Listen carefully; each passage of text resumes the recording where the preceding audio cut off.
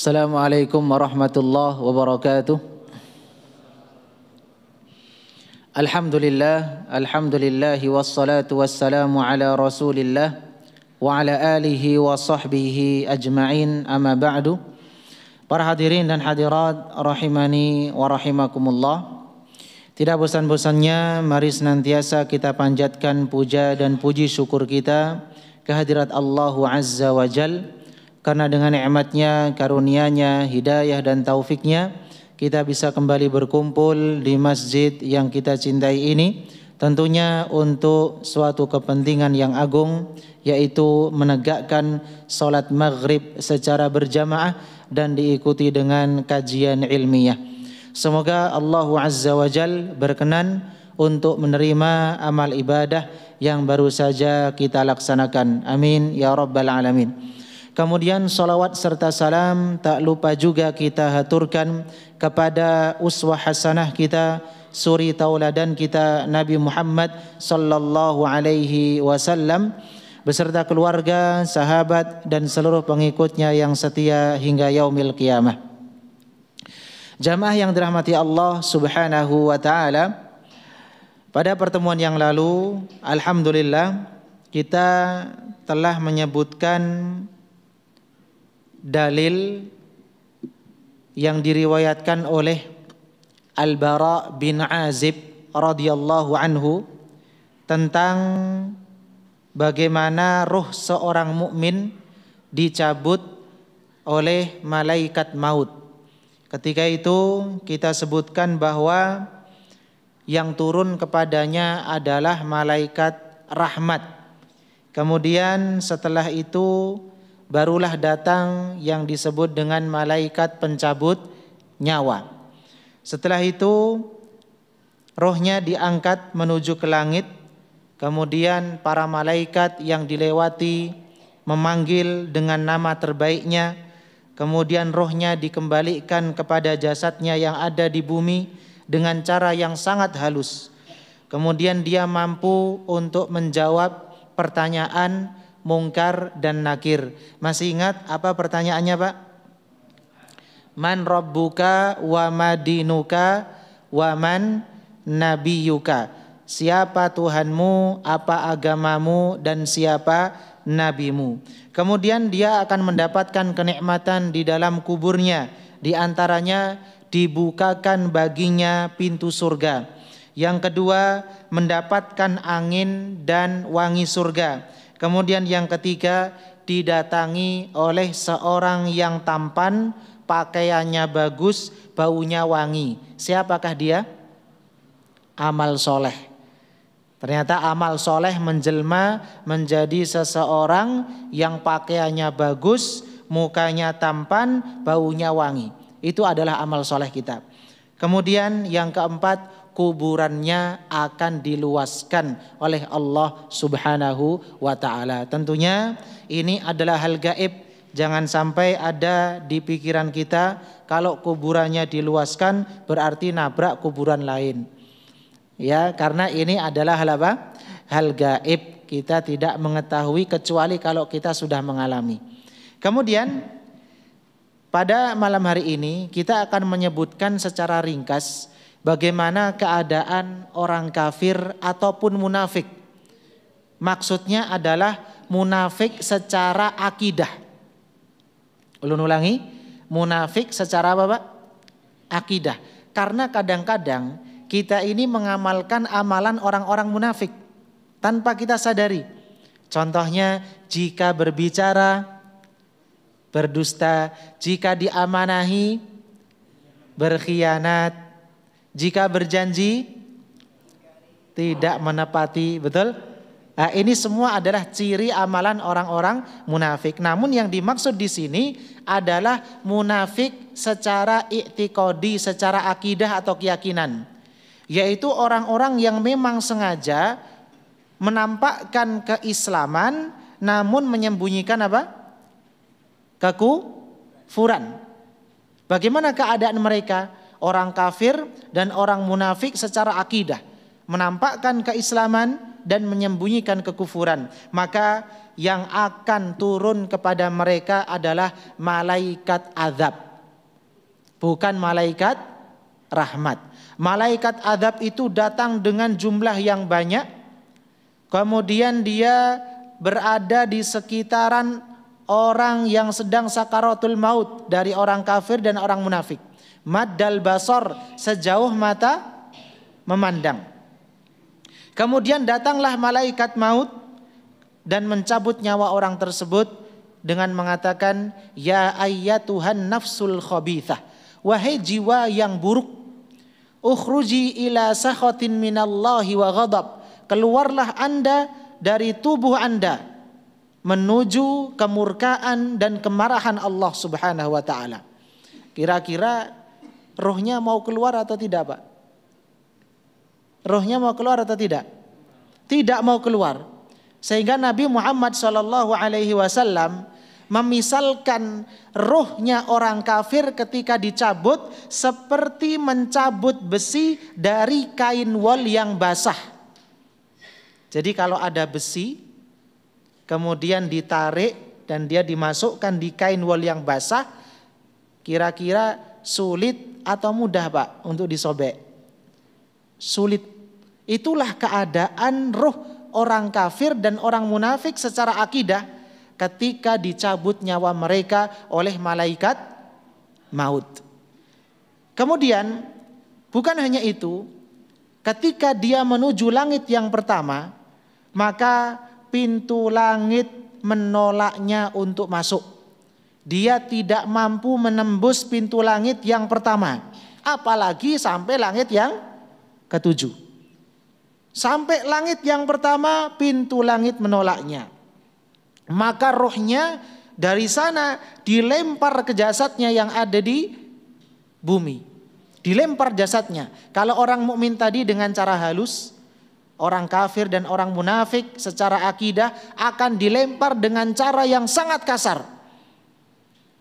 Dan ketika roh itu naik menuju langit pertama, dia disebut dengan sebutan yang buruk. Disebut dengan nama-namanya yang buruk. Dan orang tadi ketika rohnya sudah dilemparkan ke jasadnya, kemudian didatangi oleh Mungkar dan Nakir dan ditanya, man rabbuka, siapa Rabbmu, wa madinuka, apa agamamu, wa man nabiyuka, dan siapa nabimu. Kira-kira bisa menjawab atau tidak, Pak? Bisa menjawab atau tidak? Tidak bisa menjawab. Dia mengatakan, ha la adri, aku tidak tahu. Ha la adri, aku tidak tahu. Maka di dalam kuburan dia akan mendapatkan azab kubur. Kalau orang mukmin tadi mendapatkan nikmat kubur, tadi sudah kita sebutkan sekitar 4. Mungkin bisa lebih, tapi yang kita sebutkan hanya 4 tadi. Maka orang-orang kafir dan munafik secara akidah akan mendapatkan azab kubur. Di antaranya, yang pertama, akan dibentangkan baginya neraka jahanam, padahal belum masuk neraka. Yang kedua, dibukakan baginya pintu menuju neraka. Yang ketiga, mendapatkan panas dan racunnya neraka. Kemudian yang keempat, kuburnya akan disempitkan hingga tulang rusuknya terlepas dan hancur. Disempitkan kuburannya. Berbeda dengan orang mukmin, kuburannya diapakan, Pak? Diluaskan. Kalau orang kafir disempitkan. Kemudian yang kelima, dia akan didatangi oleh seorang yang buruk wajahnya, buruk rupanya, pakaiannya bau busuk dan mengeluarkan wangi yang tidak sedap. Siapakah dia? Amal keburukannya. Kalau orang mukmin tadi amal kebaikannya, maka orang kafir dan orang munafik akan didatangi orang yang menjelma sebagai amalan keburukannya. Dan yang terakhir, ini yang paling serem, Pak, dipukul dengan alat pemukul dari besi yang sangat besar sehingga tubuhnya hancur lebur, kemudian dikembalikan seperti semula hingga hari kiamat. Sampai kapan, Pak? Hari kiamat. Insya Allah, semoga Allah Subhanahu wa ta'ala mematikan kita dalam keadaan Islam. wala tamutunna illa wa antum muslimun. Janganlah sekali-kali kalian meninggal dunia kecuali dalam keadaan Islam. Yang menjadi pertanyaan, Pak, bagaimana dengan seorang muslim yang berlumur dengan dosa, maksiat, atau muslim fasik yang selalu jatuh pada dosa-dosa besar, atau yang selalu menzolimi sesama, selalu zolim kepada sesama manusia? Kira-kira termasuk golongan yang mana? Yang mukmin atau yang kafir dan munafik? Yang mana, Pak? Yang mukmin atau yang kafir dan munafik? Jadi misalnya ada seorang muslim, banyak dosanya, banyak maksiat, sebelum meninggal belum bertobat, atau dia banyak menzolimi manusia. Kira-kira dia masuk golongan yang mana? Kafir atau muslim? Ada yang tahu? Muslim, Pak, ya? Atau yang kafir? Iya, kita akan sebutkan. Jawabannya adalah ini adalah perkara yang gaib. Tidak terdapat dalil yang jelas, yang sharih terkait hal ini. Jadi tidak ada hadis yang menjelaskan secara sharih, secara tegas bahwasanya orang mukmin ahli maksiat yang akan datang kepadanya misalnya malaikat rahmat, atau yang akan datang kepadanya adalah malaikat azab. Tidak ada dalil yang tegas. Namun ada beberapa isyarat yang menunjukkan bahwa yang bertugas untuk membawa ruhnya adalah malaikat azab. Yang bertugas untuk membawa ruhnya adalah siapa? Malaikat azab. Masih ingat ya, Pak, urutan ceritanya? Setelah dicabut nyawanya, siapa yang mencabut? Malaikat maut. Maka malaikat rahmat, ini untuk orang-orang mukmin, tidak membiarkan rohnya dipegang oleh malaikat maut, sehingga rohnya dipegang oleh malaikat rahmat menuju langit yang ketujuh. Maka orang-orang mukmin yang bergelimang dengan dosa, berlumur dengan dosa dan maksiat, belum bertobat kepada Allah, banyak mendolimi manusia, ada beberapa isyarat. Dan ini bukan dalil yang tegas ataupun jelas, namun hanya apa? Isyarat bahwa yang bertugas membawa ruhnya adalah malaikat azab. Na'udzubillahi min dzalik. Di antaranya adalah haditsur rajul alladzi qatala mi'ata nafsin. Hadis tentang seseorang yang membunuh 100 jiwa. Ada yang pernah mendengar kisahnya, Pak, ya? Ada seseorang membunuh berapa jiwa? 100 jiwa. Tsumma taba ilallah. Kemudian orang tersebut bertaubat kepada Allah Subhanahu wa taala. Jadi singkat cerita, orang tersebut telah membunuh 99 jiwa. Kemudian dia datang kepada ahli ibadah, bukan orang yang alim. Dia tanya kepada ahli ibadah tersebut, "Wahai ahli ibadah, apakah Allah akan menerima tobat saya jika saya bertobat?" Maka ahli ibadah tersebut mengatakan tidak. Apa yang dia lakukan, Pak? Dia bunuh ahli ibadah tersebut, maka lengkap menjadi berapa? 100. Setelah itu dia datang kepada seorang yang alim. Kemudian dia tanya kepada si alim tersebut, "Wahai orang yang alim, kalau aku bertobat kepada Allah, aku telah membunuh 100 jiwa, apakah Allah Subhanahu wa taala akan menerima tobatku?" Maka seorang alim tersebut mengatakan, "Iya, Allah Subhanahu wa taala akan menerima tobat Anda." Kemudian dia memberikan nasihat untuk mendatangi suatu negeri, yang mana di negeri tersebut banyak orang-orang yang baik, lingkungannya baik, orang-orangnya soleh. Berjalanlah dia. Kemudian ternyata meninggal di mana, Pak? Di pertengahan jalan meninggal. Kira-kira ketika meninggal, yang datang malaikat azab atau malaikat rahmat? Sebentar, yang tahu kisahnya ini. Yang datang ketika itu malaikat azab atau malaikat rahmat? Dua-duanya datang. Jadi malaikat azab datang, malaikat rahmat juga datang. Ini menunjukkan apa, Pak? Orang yang banyak dosanya itu berada pada posisi yang tidak aman. Orang yang banyak dosanya itu berada pada posisi yang tidak aman. Berbeda dengan orang mukmin tadi. Langsung yang datang adalah malaikat rahmat. Maka malaikat rahmat dan malaikat azab berdebat. Faqalat malaikatur rahmah. Malaikat rahmat mengatakan kepada malaikat azab, ja'ata iban mukbilan biqalbihi ilallah. Dia sudah datang ke tempat ini, menuju tempat ini dengan sepenuh hati, menyerahkan hatinya kepada Allah Subhanahu wa taala dengan sepenuh hati. Kemudian malaikat adab mengatakan, innahu lam ya'mal khairan qat. Sesungguhnya orang ini belum mengamalkan kebaikan walaupun sedikit. Baru bertobat saja, belum mengamalkan apa? Kebaikan. Fa'atahu malakun fi surati adamiyin. Maka datanglah seorang malaikat penengah. Jadi ada malaikat apa? Penengah menjelma menjadi manusia. Faja'aluhu bainahu, menjadi penengah antara malaikat azab dengan malaikat rahmat. Faqala qisu ma bainal ardaini. Ukur jarak antara kedua daerah ini. Fa'ila ayatihi makana adna fahuwalahu. Mana yang lebih dekat, maka dia yang berhak untuk mengambil roh tersebut. Faqasuhu fawajaduhu adna ilal ardillati arada faqabadathu malaikatur rahmah. Ternyata setelah diukur, jasadnya lebih dekat ke lingkungan yang baik, maka dia diambil oleh malaikat rahmat. Bisa difahami sampai sini? Berarti kira-kira ya, orang ini berada pada posisi aman atau tidak aman, Pak? Pada posisi tidak aman. Kalau seandainya kalah hujjah, bisa saja yang membawa siapa?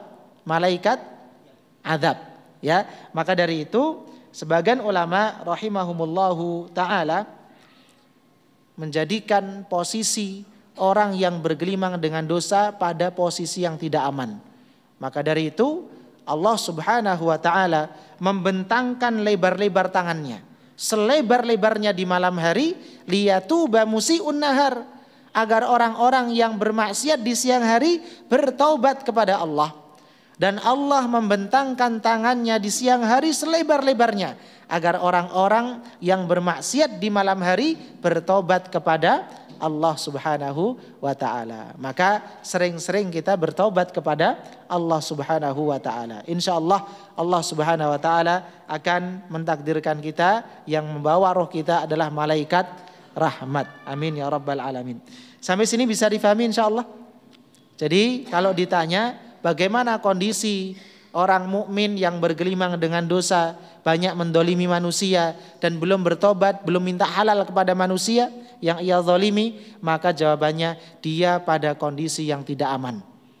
Dia pada kondisi yang tidak aman. Mengapa? Karena tidak ada dalil yang sharih, dalil yang tegas menyatakan dia dibawa malaikat azab ataupun dibawa oleh malaikat rahmat. Namun hanya ada isyarat bahwa roh orang tersebut akan dibawa oleh malaikat azab. Dalilnya adalah seseorang yang membunuh berapa jiwa tadi?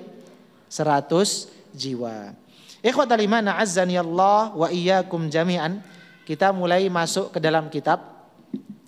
Karena matannya belum sampai ke pian, mungkin kita akan membahas tentang biografi singkat Syekh Muhammad bin Abdul Wahhab atau penyusun matan Al-Usul Ats-Tsalatsah. Syekh Muhammad bin Abdul Wahhab, ya, namanya adalah Al-Imam Muhammad bin Abdul Wahhab bin Sulaiman. Namanya adalah Muhammad bin Abdul Wahhab bin siapa? Sulaiman bin Ali. Dihafalkan ya Pak ya. Bin Ali At-Tamimi Al-Hambali An-Najdi. Berarti madhabnya Muhammad bin Abdul Wahhab apa Pak? Hambali. Berarti beliau pengikut madhab Imam Ahmad bin Hambal. Baik. Kalau disebutkan Najdi, ini nisbah kepada tempat. Seperti misalnya Pak Alfian Al-Indonesi. Pak Alfian Al-Indonesi. Pak Alfian dari mana? Indonesia. Dinisbatkan kepada negara Indonesia. Berarti beliau dari Najd, ya, dari Najd. Mauliduhu, beliau dilahirkan tahun 1115 Hijriyah. Lu ulangi, satunya 3 kali, 1115. 1115 Hijriyah. Di mana beliau dilahirkan? Di negeri Uyainah. Di negeri apa? Uyainah atau di kota Uyainah. Kemudian beliau rahimahullahu taala qara'al Qur'ana wa hafidhahu wa atqanahu qabla bulughi asris sanawat. Beliau membaca Al-Qur'an, bisa membaca Al-Qur'an, kemudian menghafalkannya, bukan hanya itu Pak, wa atqanahu, dan memutkinkannya. Kadang-kadang mohon maaf, ada orang sudah hafal tapi mantan. Apa artinya mantan, Pak? Pernah hafal. Pernah hafal, mantan hafid. Jadi pernah hafal, enggak pernah dimurojaah lagi, akhirnya apa? Hilang. Wallahu alam kemana hilangnya.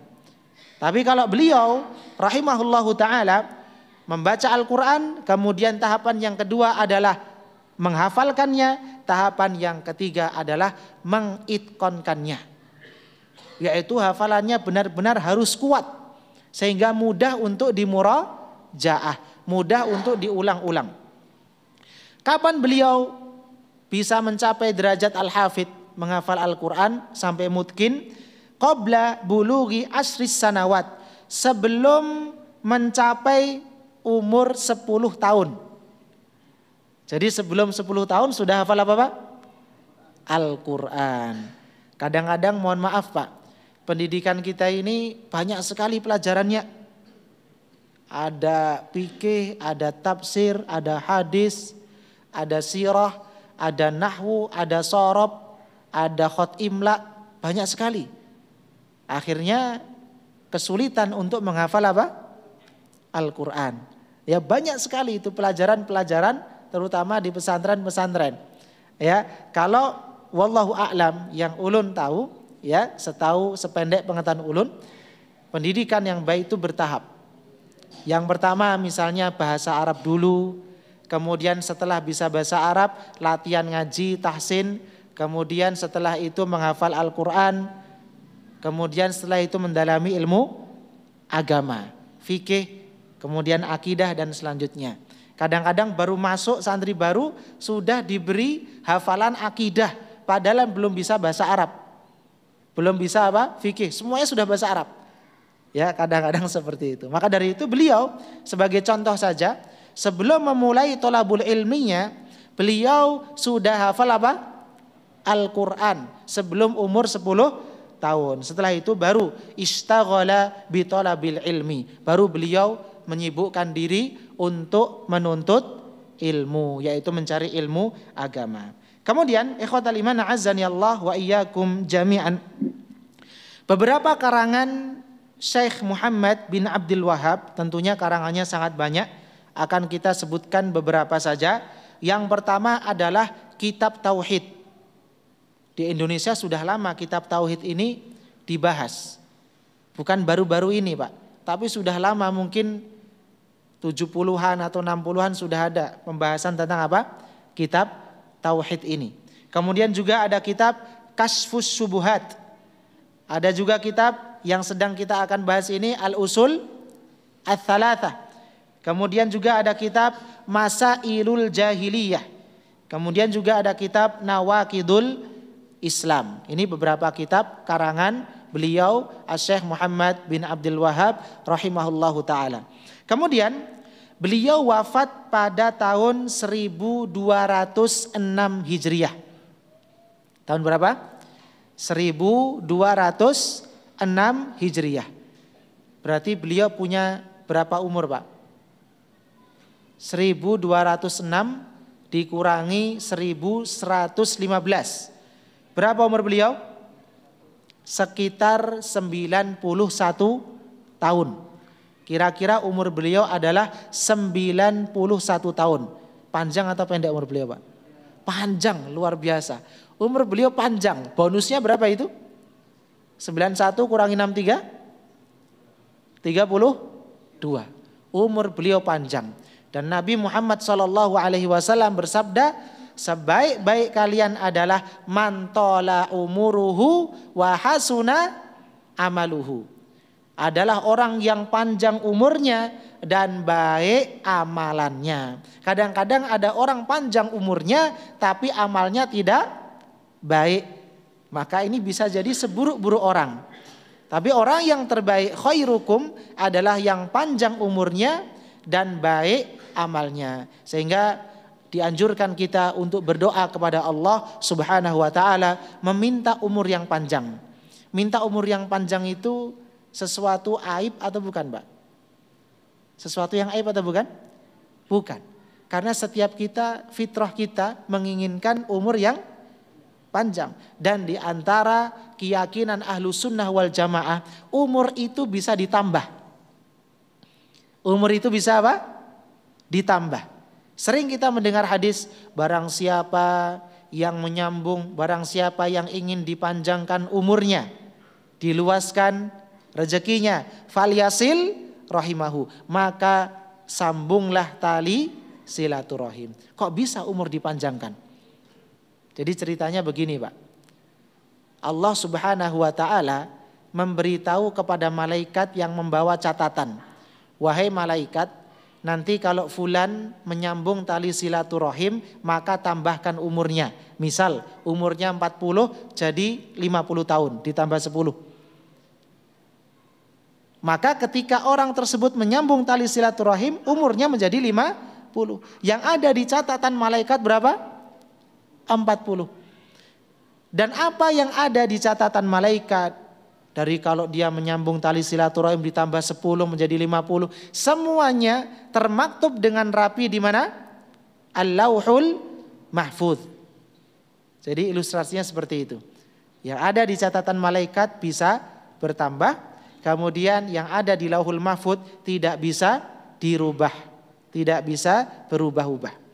Karena yang tahu hanya siapa? Allah Subhanahu wa taala. Dan di antara amalannya adalah menyambung tali silaturahim. Apalagi, Pak, kira-kira yang bisa memanjangkan umur? Apalagi, Pak? Birrul walidain, yaitu berbakti kepada kedua orang tua. Kalau kita lihat umur Syekh Muhammad bin Abdul Wahab yang 91 tahun tadi, ternyata beliau habiskan yang pertama untuk mencari ilmu syar'i. Yang kedua untuk berdakwah kepada tauhid. Yang ketiga untuk berjihad. Yang keempat untuk ta'lim, mengajarkan kebaikan kepada manusia. Ini potensi beliau. Tidak semua kita bisa meniru potensi beliau. Masing-masing kita punya potensi. Sehingga Imam Malik rahimahullahu ta'ala pernah mengatakan, sesungguhnya Allah itu sudah membagi-bagi amalan sebagaimana Allah juga membagi-bagi rizki. Ada yang dibukakan baginya bab sedekah, ada yang dibukakan baginya pintu sholat, ada yang dibukakan baginya pintu jihad. Memang ada yang menjamak semuanya, ada. Namun itu jarang. Maka dari itu, ikhwatal iman a'azzani Allah wa iyyakum jami'an, mari kita gali potensi kita. Di mana potensi kita? Ada beberapa faedah yang bisa kita ambil dari panjangnya umur beliau rahimahullahu taala. Yang pertama, manusia itu akan diwafatkan dan dibangkitkan berdasarkan kebiasaannya. Manusia akan diwafatkan dan akan dibangkitkan berdasarkan apa? Kebiasaannya.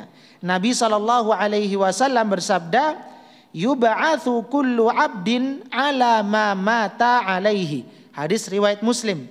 Setiap hamba akan dibangkitkan berdasarkan kondisi meninggalnya. Maka jangan sampai kebiasaan kita adalah kebiasaan-kebiasaan ahli maksiat.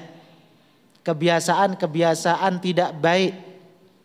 Tarjun najata walam tasluk masalikaha. Innas safinata la tajri 'alal yabas.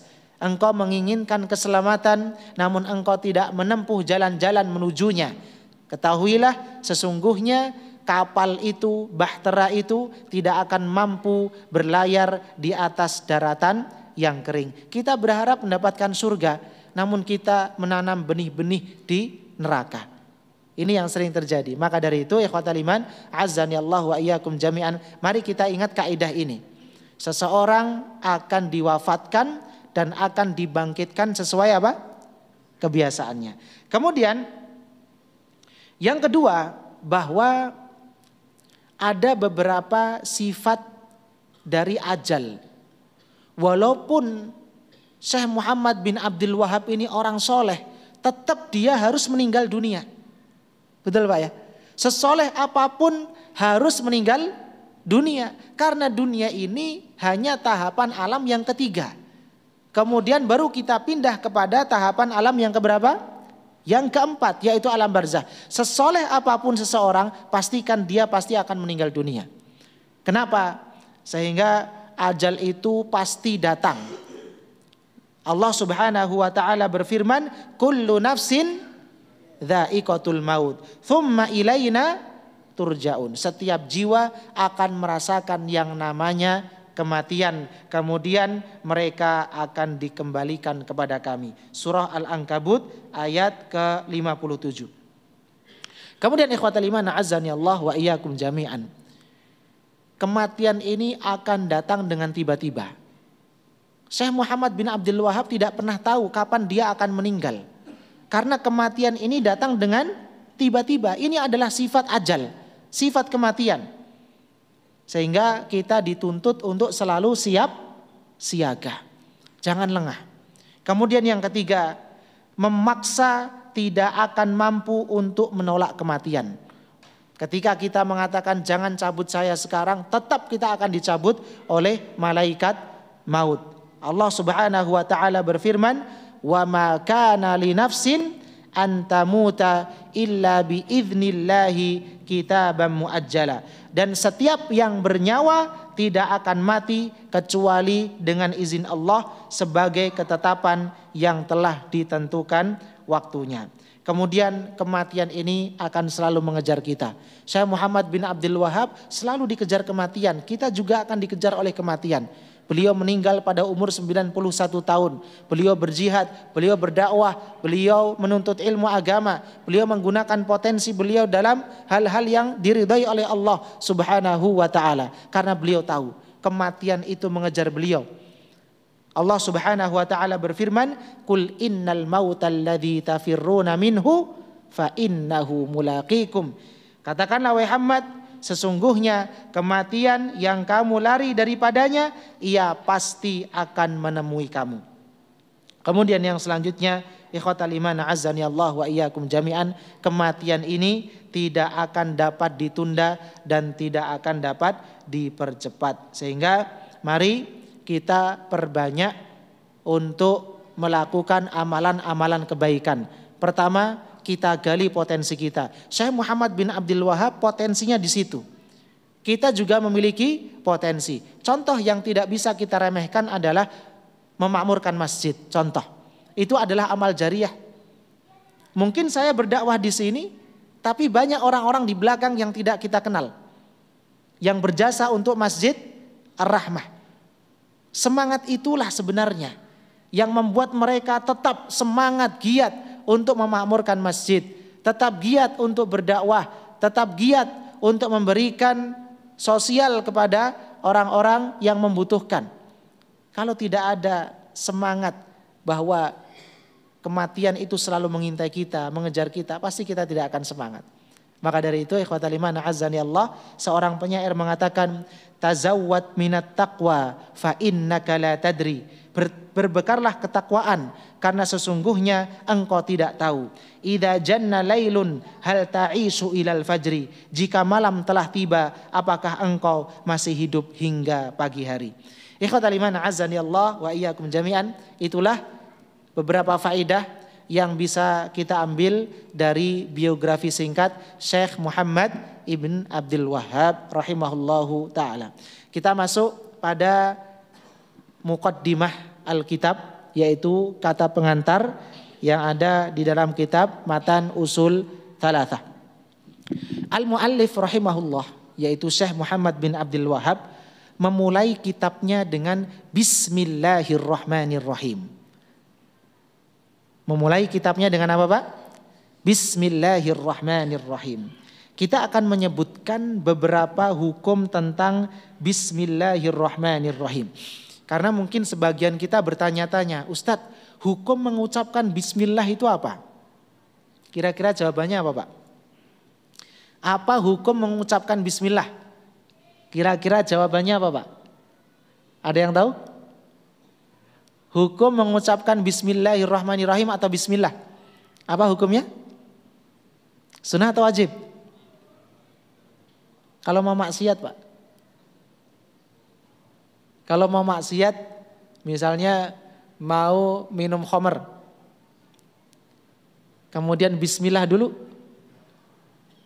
sunnah atau wajib? Yang mana ini, Pak? Baik. Ketika mau berburu hewan, kita misalnya punya anjing yang sudah terlatih, kemudian kita mau melepas anjing tersebut. Apa hukum mengucapkan Bismillah sebelum kita melepas anjing tersebut? Wajib. Wajib atau tidak? Wajib. Sebelum sholat misalnya, kita selalu menganggap bahwasanya Bismillah itu sunnah, boleh atau tidak, Pak? Sebelum sholat, Bismillahirrahmanirrahim, Allahu Akbar. Setiap kali mau takbir, Bismillah dulu. Boleh atau tidak? Boleh atau tidak? Iya, kita akan menyebutkan ahkamut tasmiyah.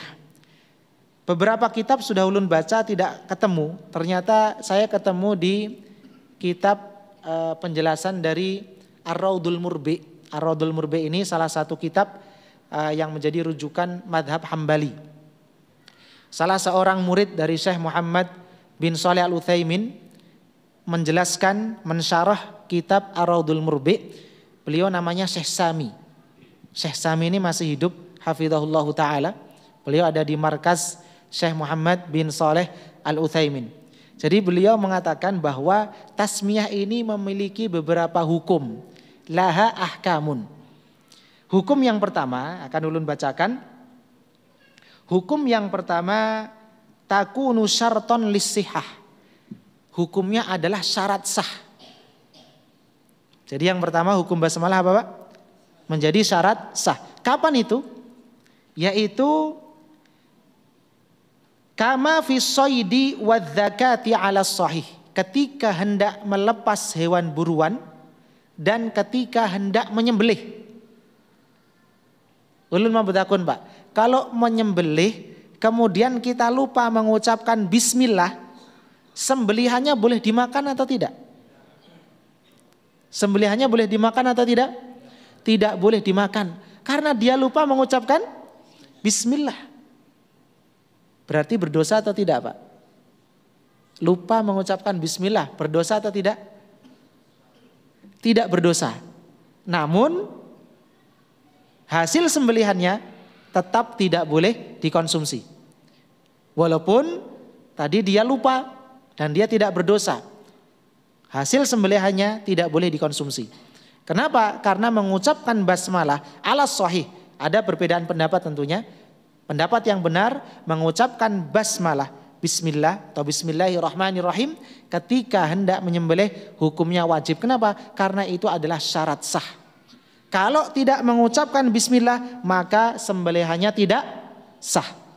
Kalau tidak sah maka tidak boleh dikonsumsi. Kemudian yang kedua adalah ketika hendak berburu.